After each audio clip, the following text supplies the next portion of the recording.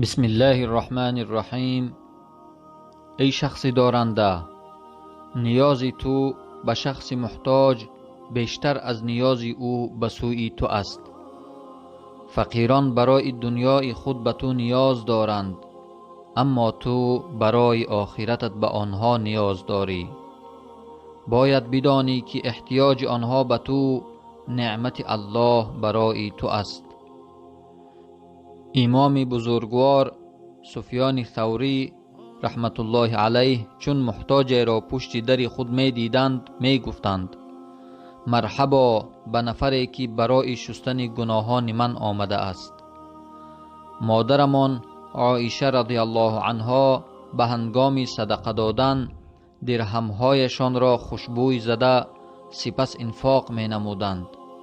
چون از سبب پرسیدند گفت: چون این درهمها پیش از آن که به دست محتاج رسد به دست الله می رسد.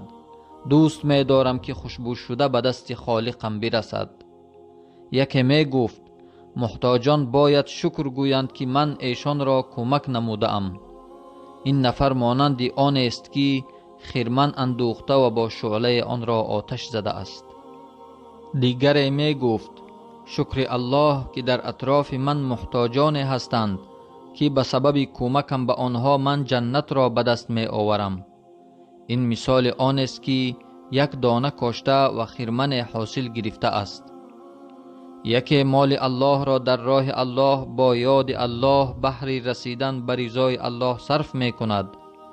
دیگر مال الله را با حرص نفس از بندگان الله باز می دارد تا نفسش را سیر نماید و نفس هرگیز سیر نمی شود. این دو نفر مانند دو مرد هستند که هر یکی را سلطان بر خزینه هایش پاسبان و خزینه دار تعیین نموده باشد.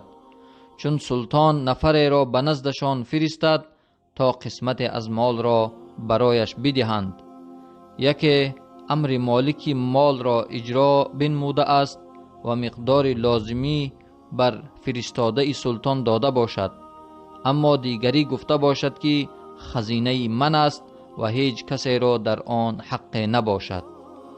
وقتا که الله ذوالجلال بندگانش را به انفاق مال امر نمود با چنین تعبیر فرموده است: اعوذ بالله من الشیطان الرجیم و آتوهم من مال الله الذی آتاکم، و از مال الله که در دست شماست بر آنها یعنی بر نیازمندان بدهید.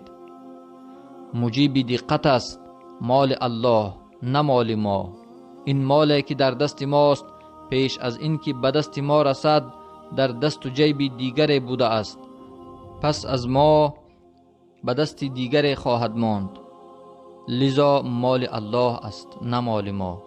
مدت موقت در دست ما مانده است و ما را سنجش نموده است.